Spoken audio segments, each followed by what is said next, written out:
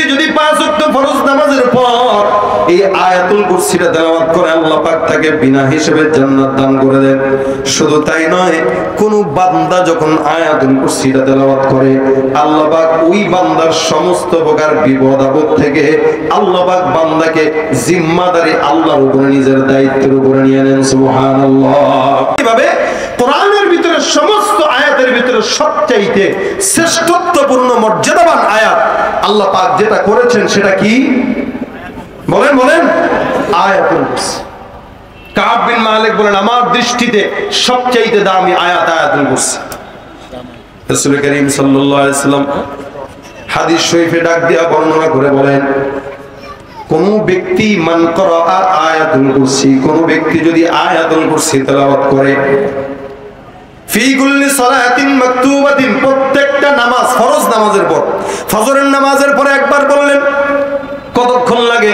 আল্লাহু লা ইলাহা ইল্লা হুয়াল হাইয়ুল কাইয়্যুম লা তাখুযুহু সিনাতুন ওয়া লা নাওম লাহু মা ফিস সামাওয়াতি ওয়া মা ফিল আরদ মান যাল্লাযী ইয়াশফাউ ইনদাহু ইল্লা বিইذনি ইয়া'লামু মা বাইনা আইদিহিম ওয়া মা খালফাহুম ওয়া লা ইউহীতুনা বিশাইইন মিন ইলমিহি ইল্লা বিমা শাআ ওয়াসি'a কুরসিয়্যুহুস সামাওয়াতি ওয়াল আরদি ওয়া লা ইয়াউদুহু বেশিক্ষণ সময় লাগে না, অল্প সময়, এই একটা মিনিট ধরে কোন বান্দা যদি আয়াতুল কুরসি ফজরের নামাজের পরে একবার পড়ে, যোহরের নামাজের পরে একবার পড়ে, আসরের পরে একবার পড়ে, মাগরিবের পরে একবার, ইশার নামাজের পরে একবার, আল্লাহ পাক রব্বুল আলামিনের হাবিব ডাক দেয়া বলেন ওই বান্দাকে আল্লাহ পাক রব্বুল আলামিন একমাত্র জান্নাত দান করবে। জান্নাতের মাঝখানে, দুনিয়ার মাঝখানে কোনো পর্দা থাকে না, যে পর্দা থাকে সেটা হলো মরণ, অর্থাৎ মৃত্যুর সঙ্গে সঙ্গে আল্লাহ পাক বান্দাকে জান্নাতি বানায় দেন। এটা আমার পয়গম্বর হাদিস শরীফে বর্ণনা করেন, কোন ব্যক্তি যদি 5 ওয়াক্ত ফরজ নামাজের পর এই আয়াতুল কুরসিটা তেলাওয়াত করে আল্লাহ পাক তাকে বিনা হিসেবে জান্নাত দান করে দেন। শুধু তাই নয়, কোন বান্দা যখন আয়াতুল কুরসিটা তেলাওয়াত করে আল্লাহ পাক ওই বান্দার সমস্ত প্রকার বিপদ আপদ থেকে আল্লাহ পাক বান্দাকে জিম্মাদারি আল্লাহর উপরে নিজের দায়িত্বের উপরে নিয়ে নেন। সুবহানাল্লাহ। আবু হুরায়রা রাদিয়াল্লাহু তাআলা থেকে বর্ণনা, আবু হুরায়রা সাহাবী ডাক দেয়া বলেন, আল্লাহর নবী আমাকে একবার যাকাতের মাল দায়িত্ব দিয়া বললেন, আবু হুরায়রা এগুলো পাহারা দাও। আবু হুরায়রা রাদিয়াল্লাহু তাআলা পাহারা দেওয়ার জন্য রাসূল করিম সাল্লাল্লাহু আলাইহি ওয়াসাল্লামের আদেশ পালনার্থে সুন্দর করে রমজান মাসে পাহারা দেওয়ার জন্য দাঁড়ায়।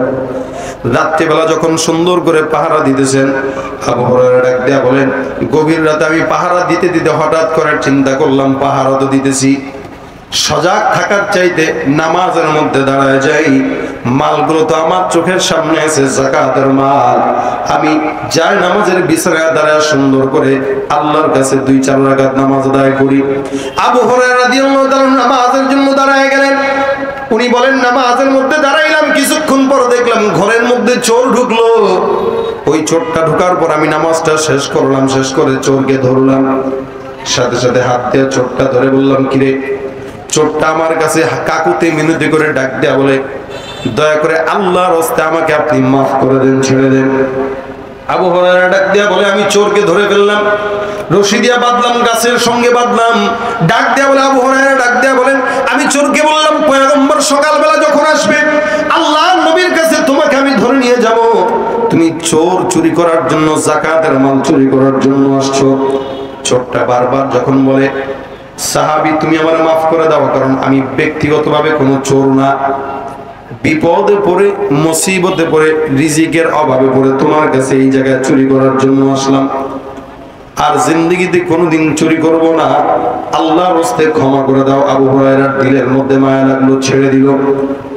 ফজরের নামাজের সময় যখন পয়গম্বর মসজিদে নববীর মধ্যে আসে, সাহাবীকে ডাক দেয়া বলে, হে আবু হুরায়রা, কোথায় রাত্রিবেলা ঘরের মধ্যে চোর চুরি করার জন্য আসলো? ওই চোরটা কোন জায়গায়? আবু হুরায়রা ডাক দেয়া বলে, রাসূলুল্লাহ আপনি কেমনে জানলেন? আল্লাহ নবী ডাক দেয়া বলেন, আমি আবু হুরায়রা ঘুমাই, কিন্তু আমার আল্লাহ পাক রব্বুল আলামিন আমার কলবটাকে জাগ্রত করে রেখেছেন। সুবহানাল্লাহ। নবী আমার ঘুমান, কিন্তু নবীর কলব জাগ্রত থাকে। আল্লাহর নবী ডাক দেয়া বলতেছেন,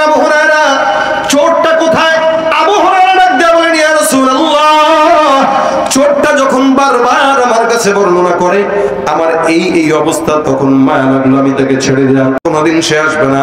নবী ডাক দিয়া বলেন, আগামীকাল রাতে আবার চোর তোমার ঘরে চুরি করার জন্য আসবে।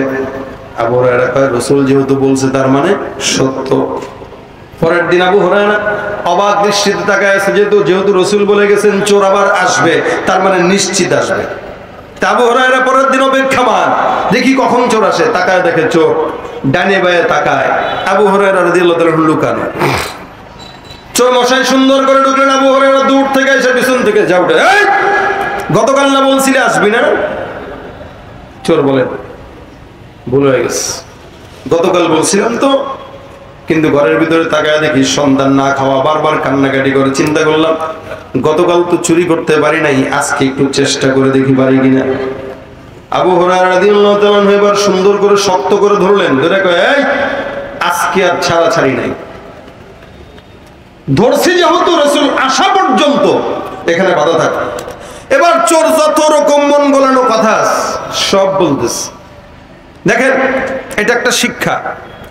আবু হুরায়রা ধরছে দ্বিতীয় দিন, চাইলে কিন্তু 2-4টা ঘুষি দিয়ে দাঁত ফাটাইতে পারতো কিনা? পারতেন।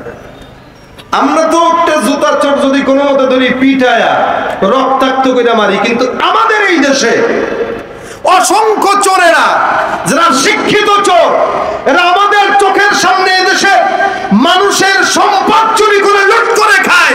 এদেরকে দেখলে সালাম দেয়, আর রাস্তাঘাটের 2 টাকার পকেট মারকে দেখার সাথে সাথে ঘুষি দিয়া তার দাঁত ভাঙার জন্য জনগণ এলাকায় জড়ো হয়ে যায়। ঠিক কিনা জোরে কয়?